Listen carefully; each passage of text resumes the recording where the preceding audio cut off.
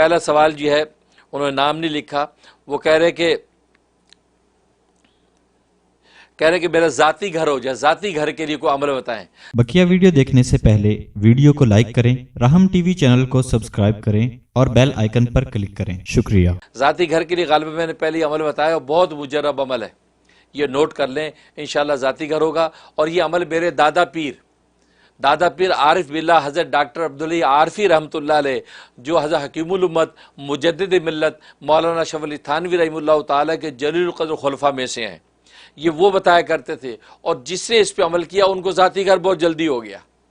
اور وہ دعا ہے حدیث کی ایک، اور وہ دوران وضو میں آپ نے پڑھنی ہے، جب آپ وضو کر رہے ہوں اس وضو کے دوران میں آپ نے وہ دعا دہراتے رہنا ہے، اور اپنی ذاتی گھر کی نیت سے، تو اللہ تبارک و تعالیٰ بہت آسانی سے جلدی آپ کو ذاتی گھر عطا کر دیتے ہیں۔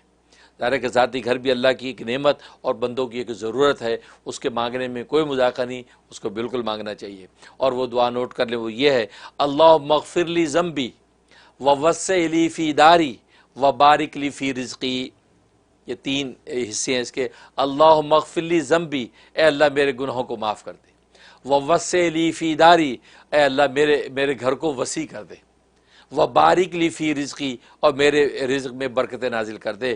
یہ اس کا ترجمہ ہے، اللہم اغفر لی ذنبی ووسع لی فی داری وبارک لی فی رزقی۔ یہ کثرت سے آپ وضو کے دوران پڑھتے رہیں، انشاءاللہ بہت مجرب ہے۔ میں نے جس کو بتایا ماشاءاللہ بڑی آسانی کے ساتھ اس کا ذاتی گھر ہو گیا ہے، لہذا یہ عمل آپ کریں۔